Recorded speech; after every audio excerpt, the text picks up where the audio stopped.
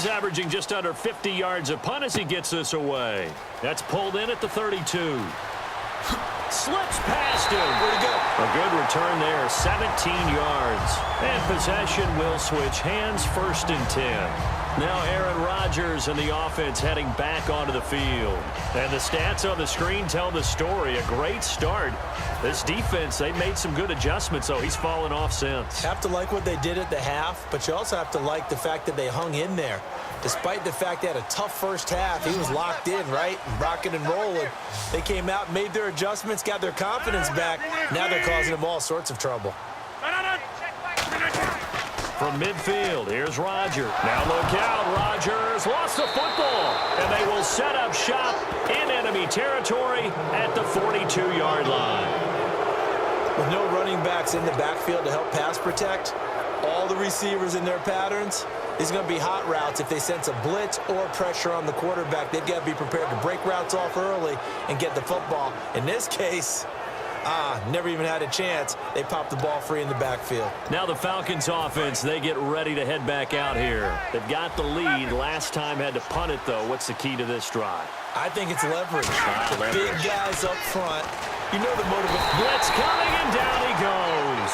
Kenny Clark in there to sack him for a loss of 6. And they weren't in zone coverage. They were in man, and each man did his job. And that looked like vintage, old-school coverage, didn't it? Man coverage reminded me of an old Raiders team. They had a Hall of Famer at one corner and a Defensive Player of the Year at the other, and they just locked people down.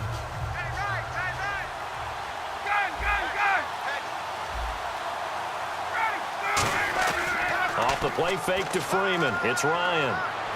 It's caught inside the 25. That one goes for 24 yards. Well, we haven't been shortchanged on offense. Another fun play to watch there on the deep pass. This game has the feel of, a turkey bowl, a Thanksgiving day. You know, when we get together this year and the Davises and the Gardens get together, that's what our playbook's going to look like they're drawing them up in the dirt, and so far it's working for both of them. A gain of 3, 2nd down. And in this situation with the lead 4th quarter, they're liking keeping the ball on the ground, I'm sure. That's just smart football, but you know the defense has to know it as well. They've got to stop them here. So now we're going to see that loading the box in a big way. 6, 7, 8, 9, whatever it's going to take, puts a little bit more pressure on your big offensive line. They run. Devontae Freeman. No gain on the play, and it's going to bring up a 3rd down. But it was stopped on that play. We've had plenty of carries all afternoon. Every now and then the defense is going to win one, but I don't think they'll shy away from handing it to them the rest of the game.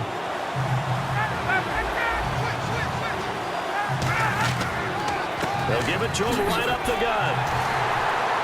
So a good spin move, but not a whole lot to show after as he's taken down. And he's just short. He got 6 of the 7 he needed, so that leaves a decision here on 4th and a yard. And that looked like some pretty easy yardage there right up the gut. And he's a guy that has some height to him. So when you don't have to drop a shoulder or create or get through contact or trash, makes it a lot easier to stay upright, see the field, and make a run as we just saw there. So a big one there as that gives them a little cushion. And you know, here in the 4th quarter, the fact that they were able to bleed some time off the clock and put points on the board, even if it's only 3, that could turn out to be the drive that ultimately wins them the game. Here's Bosher to kick it away. And this will not be returnable. It's out of the back of the end zone for a touchback. The Packers offense now, they get ready to head back on the field. And last time the turnover on the fumble, and they were in enemy territory, so that had to be very frustrating. Down on the scoreboard here, can't do it again. You nailed every part of what was frustrating. Down on the scoreboard, had a drive going, had pushed it past the 50-yard line. Now look out, Rodgers lost the football.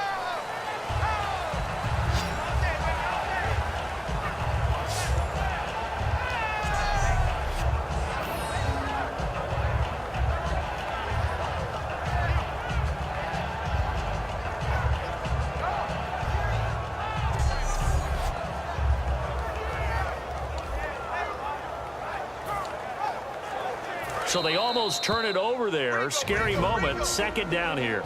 Time for a break. We'll come back to wrap this one up after this. So it's Packer football here as we welcome you back. And let's see what they've come up with offensively after having time to talk it over. 319!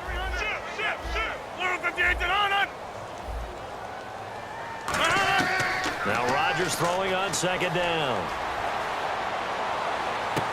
And this is intercepted, and that should do it. Picked off by Robert Alford.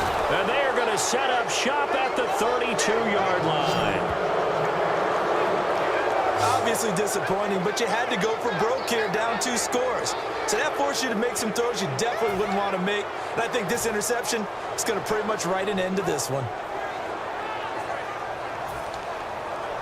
Atlanta now coming out on the field. Getting down to the end here, they have a 2-score lead. Barely, but it's a 2-score lead, so that probably makes you as a coach. And intercepted, maybe the turning point they need.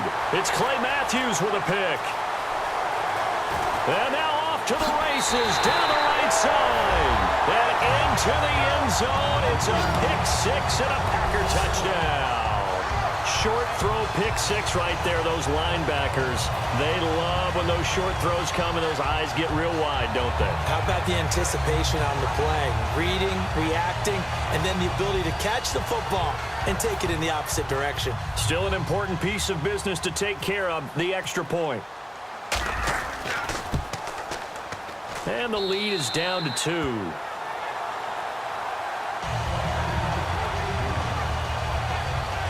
A heck of a play there defensively, getting the interception, navigating his way into the end zone for the touchdown.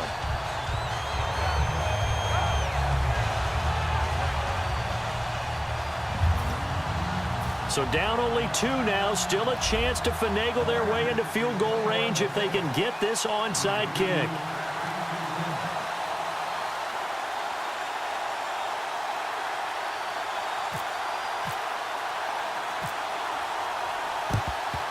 And a good job here by the Falcons. Their hands team able to recover it. A tough one there. They certainly wanted that when they needed it, but they didn't absolutely have to get it. They still do have 3 timeouts. You're exactly right. They had to attempt it.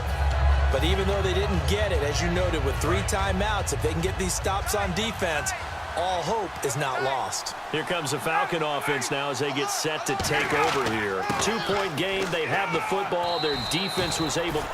And now a timeout coming from the defensive side for the Packers. It's just their first. They've got 2 more to use here in the final stages. And on the outside, they're playing press coverage. Freeman, the lone man in the backfield. Ryan. And look at this. They get the turnover they needed. It's intercepted. A great read, and it's picked off. And a big turnover there as his guys will get the football back.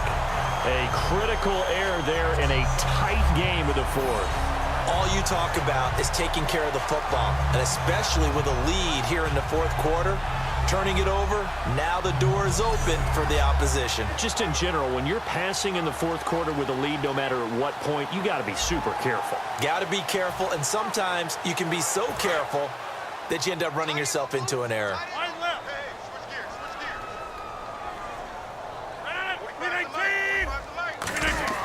Back to throw.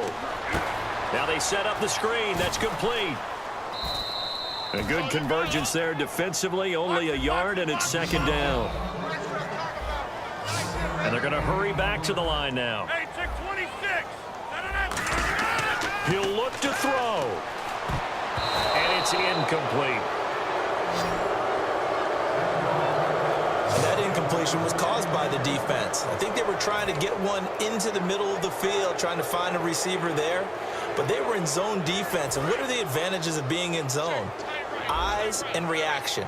Eyes meaning all eyes are on the quarterback and able to react when he throws the football and rally to that spot. And that's exactly what happened there. Able to get there and knock it away. And this is caught at the 20. He takes it across for the touchdown, and they've taken the lead late in the final minute of the 4th. Wow. Wow.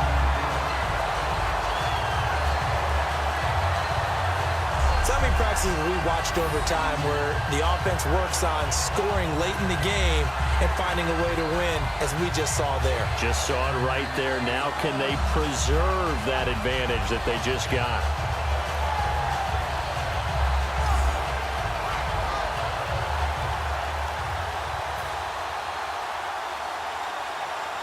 Now Crosby for the point after. And the lead is up to 5.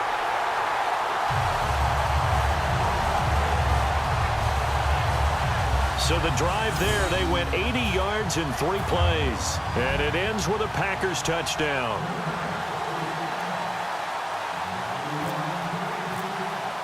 Now after the touchdown, here's Crosby to kick it away. Here's Eric Weems now on the return. And they'll be set up pretty nicely here as they have it up to the 35-yard line. Atlanta now coming out on the field. They're down here in a one-score game. But the time, it's a factor, but it's not a huge factor right now, is it? It's really not, because this amount of time gives them a chance to run their offense, to go through play sequences. And this is what they work on every week in practice. Now whistles come in. We're going to get a timeout here by the offense. It's just their first. They've got 2 more to use here in the final stages.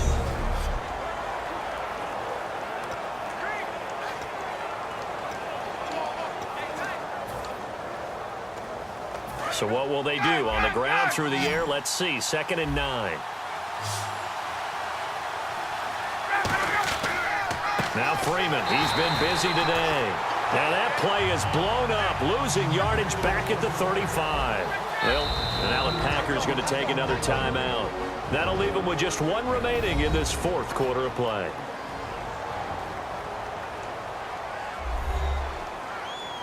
So the defense had a chance to catch their breath, and now they're back out and ready.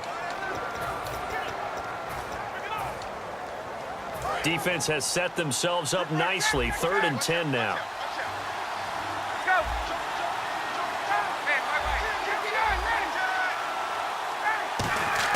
They'll look to throw. He's going to let it fly. And that's caught inside the 30. A big gain of 38 there on 3rd down. And now it looks like they're going to be in the hurry-up. Back to throw. And, a crusher there as it's intercepted. And it's Clinton Dix with a pick. And that one, it's going to hurt big time. You're in the 2-minute drill trying to get your guys down the field, and it's looking like they're going to go up just short, as this is definitely not his best throw. And it'll wind up being intercepted. The Green Bay offense now about ready to take possession here. 2 timeouts remaining defensively, but that shouldn't make much difference right here. It really shouldn't, but a lot of coaches look at it similar to baseball with the intentional walk. Always bringing in other sports. Always, hey, listen, think about the intentional walk, right? What if one gets past the catcher? What if he uncorks a wild one and now you still have an opportunity? That's why they like to use them all the way through. Well, I know at points in this when you wanted to close your eyes because of all the points that were being put on the scoreboard. You're a defensive guy, but it was a fun little track meet, wasn't it? It was, and you know the people who really enjoyed this game? They're the ones that like going to batting practice at the Major League Baseball parks, right? Seeing the 14-11 game, that sort of deal. That's right up their alley with what we saw in this one.